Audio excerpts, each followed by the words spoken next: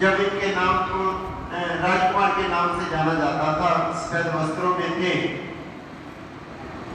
कोई भी ऐसा क्षेत्र नहीं था, कोई ऐसा विभाग नहीं था जहां की सेवा के बारे में इनको पता ना हो। वो कृषि विभाग हो, वो लंगर की सेवा हो, वो मंदिर की पुजारी की सेवा हो, कोठारी की सेवा हो, सबका विश्वास भी उनके प्रति ऐसा कि सब चाहते हैं सौंप करके कहीं जाना हो तो चले जाते।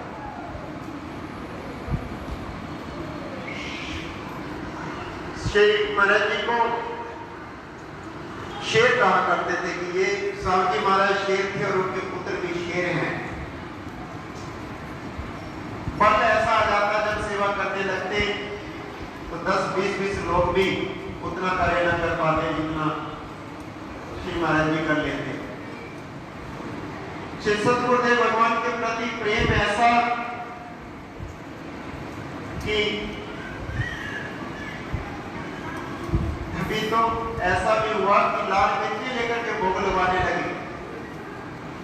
होश ही नहीं रहा कि मैं क्या कर रहा हूं, मुट्ठी में भरी और भोग लगवाने लगे।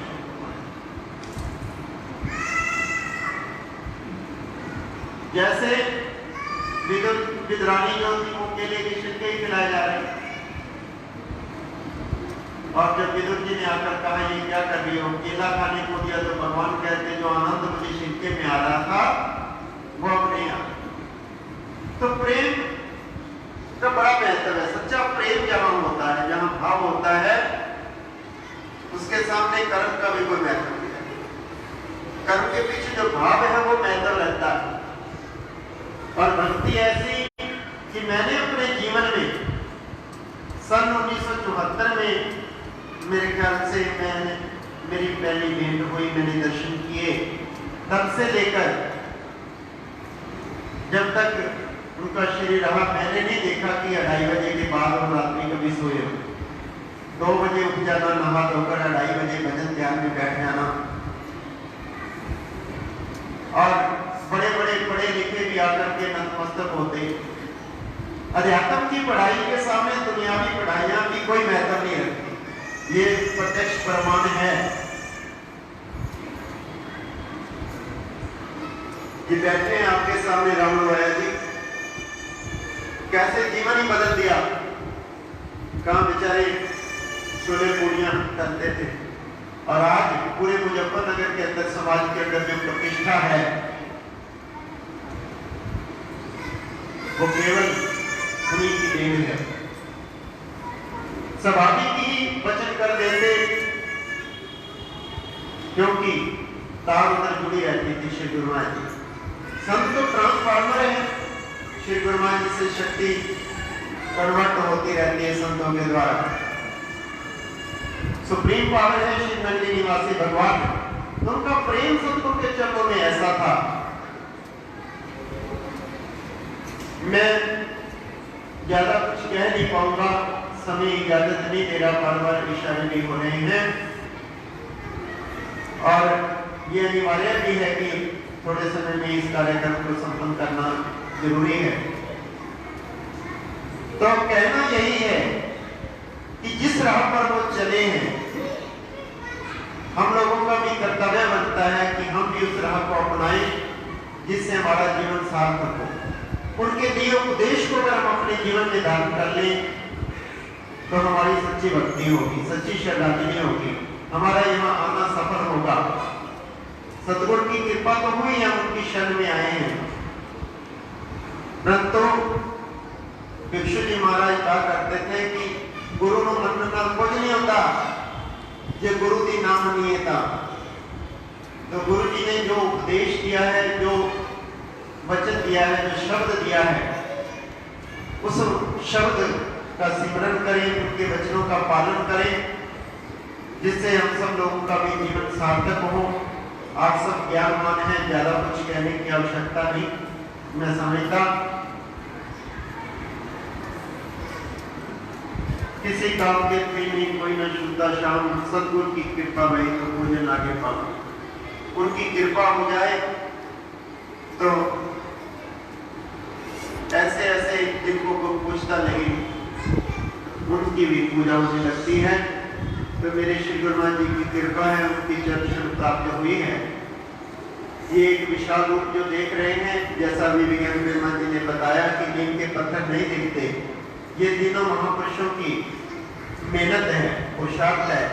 पूज्य माता जी, पूज्य स्वामी ज्ञानानंद जी महाराज, पूज्य महाराज जी, इन तीनों महापुरुषों ने स्थापना की शांति आश्रम की स्वामी जी के श्री शांतोनी के प्रचार 1970 में, और उन्हीं का ये पुरुषार्थ रंग ला रहा है। आज कितना विस्तार हो रहा है। दीवानखेड़ा में भी पूज्य महाराज जी ने आश्रम बनवाया। अब मेरी संत मैंने वहाँ सेवा करती है। इनकी हार्दिक इच्छा है कि पूज्य महाराज जी ने जो वचन कहे थे कि फिर कदे बड़ा बना लवांगे, एक बार छोटा आश्रम बना लेते हैं, तो अब शायद उनके पूज्य महाराज जी के वो वचन जो है, जैसा उनके द्वारा ही प्रेरणा हो रही है, वहाँ पुनर्निर्माण होना है, उसका भी विशाल रूप बनाने का बड़े भाई जी का मन है। उन्होंने आज्ञा दी संत बहनों को।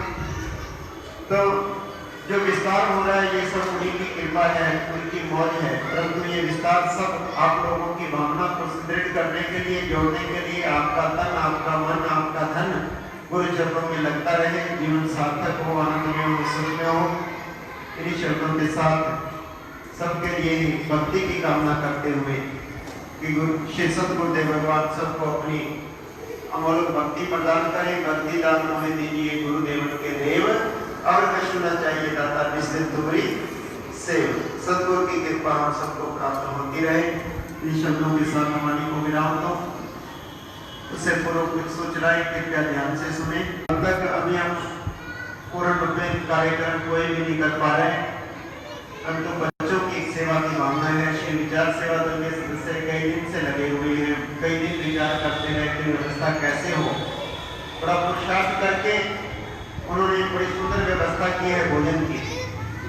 और भोजन आप बैठ कर नहीं करेंगे। यहाँ जो फतेहाबाद शहर के वासी हैं उनसे निवेदन है कि अपनी अपनी थाली प्रसाद रूप में लेकर के अपने घर जाकर के खाएं। सोशल डिस्टेंस को देखते हुए जो शासन प्रशासन का निर्देश है, तो सामूहिक रूप में हम लंगर नहीं खिला सकते, इसलिए अपनी अपनी थाली, लंगर की थालियां पैक हो चुकी हैं।